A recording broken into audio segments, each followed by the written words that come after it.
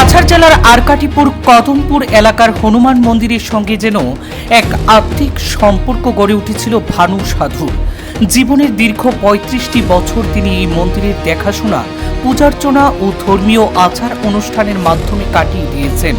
এলাকার মানুষের কাছে তিনি শুধু একজন পুরোহিত নন, ছিলেন ভক্তি, মানবতা ও আস্থার এক জীবন্ত প্রতীক। তার প্রয়াণের খবর ছড়িয়ে পড়তেই মন্দির প্রাঙ্গণে ভিড় জমান প্রায় ১,০০০-এরও বেশি ভক্ত ও শুভানুদ্দায়ীরা। চোখের অশ্রু জলে হৃদয়ে শোক নিয়ে সকলেই শেষবারের মতো তার প্রিয় ভানু সাধুকে শ্রদ্ধা জ্ঞাপন করেন।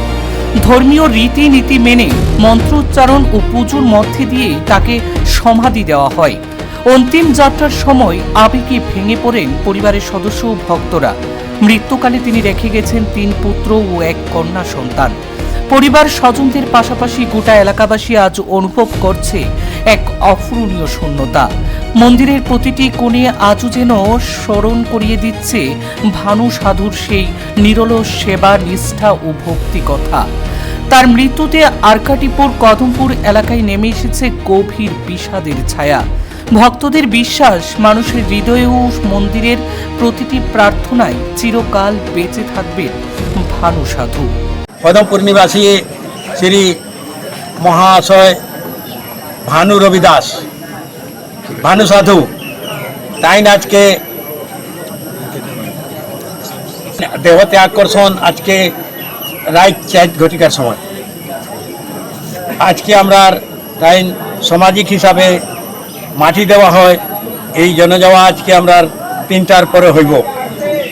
আর এটা লাগি আমরা নানা করিয়া ১৫০০ মানুষ একলগে একাঠা হইয়া তাইনোর নামে ভক্তিমূলক গান আর কীর্তন করার পরে আমরা এইসব শেষ করার পরে আমরা জানাইব একবার যে আমরা যেমন সাংবাদিক দেওয়া হয় যেন আমার বরাক ভ্যালি পুরা জানতে পারে। বছর আগ থাকে ২৫ বছর ৩৫ বছর 35। তাই এখানে থাকতা এই জায়গাতে। আচ্ছা, এই জায়গাটার নামটা কিতা আছে? এই জায়গার নাম কদমপুর নিবাসী হনুমান মন্দিরের প্রাঙ্গণে। আচ্ছা, তার ছেলে মেয়ে কয়জন আছে এখন? 3টা ছেলে, 1টা মেয়ে, তারা সব একলগে আছে নাকি? সব এক কাঠাতে এক জায়গায়। আচ্ছা, কীর্তন হয়।